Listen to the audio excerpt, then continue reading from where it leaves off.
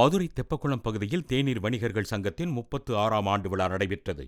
அப்போது பேசிய வணிகர்கள், மதுரையில் 24 மணி நேரமும் தேநீர் கடைகள் செயல்பட அனுமதி அளிக்குமாறு தமிழக அரசுக்கு கோரிக்கை விடுத்துள்ளனர்.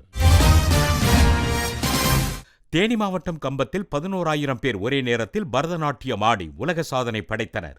இந்நிகழ்வில் மதுரை, திண்டுக்கல், திருச்சி, நெல்லை உள்ளிட்ட பல்வேறு மாவட்டங்களைச் சேர்ந்த நடன கலைஞர்கள் பங்கேற்றனர். இதனிடையே மயிலாடுதுறையில் நடைபெற்ற கிராமிய கலை மற்றும் பரதநாட்டிய நிகழ்ச்சியை ஏராளமானோர் கண்டுகளித்தனர்.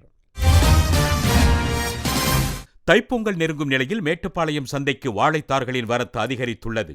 ஒரு தார் தேன் வாழை 700 ரூபாய்க்கும், ரஸ்தாலி 500 ரூபாய்க்கும், செவ்வாழை 700 ரூபாய்க்கும் விற்பனை செய்யப்பட்டது.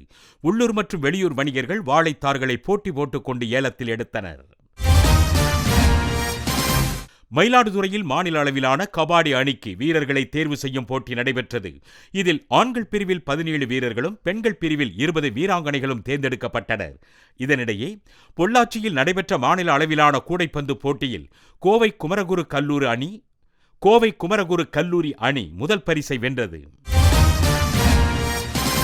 வந்தவாசி அருகே மேல்மா சிப்காட் விரிவாக்கத்திற்கு விளைநிலங்களை கையகப்படுத்த எதிர்ப்பு தெரிவித்து விவசாயிகள் காத்திருப்பு போராட்டத்தில் ஈடுபட்டனர்.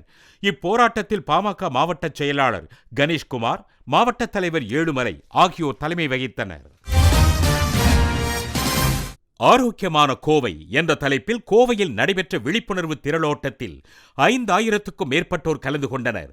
2.5 கிலோமீட்டர், 5 கிலோமீட்டர் மற்றும் 10 கிலோமீட்டர் என 3 பிரிவுகளாக இப்போட்டி நடத்தப்பட்டது. சிறு, குறு மற்றும் நடுத்தர நிறுவனங்கள் பயன்பெறும் வகையில் மின்கட்டண உயர்வை திரும்பப் பெறுமாறு தமிழக அரசை நடுவண் இணையமைச்சர் எல். முருகன் வலியுறுத்தியுள்ளார். மேலும் தமிழகத்திற்கு கடந்த 9 ஆண்டுகளில் நடுவண் அரசு 11 லட்சம் கோடி ரூபாய் நிதி ஒதுக்கியுள்ளதாக அவர் தெரிவித்தார். ராமநாதபுரம் மாவட்டம் திருவாடானையில் நெல் அறுவடை செய்யும் இயந்திரங்கள் வெளியூரிலிருந்து வரவழைக்கப்படுவதால் அவற்றின் வாடகை 2 மடங்கு உயர்த்தப்பட்டுள்ளதாக விவசாயிகள் வேதனை தெரிவித்துள்ளனர். எனவே தங்களது பகுதிக்கு நெல் அறுவடை செய்யும் இயந்திரத்தை மானிய விலையில் வழங்குமாறு தமிழக அரசுக்கு விவசாயிகள் கோரிக்கை விடுத்துள்ளனர்.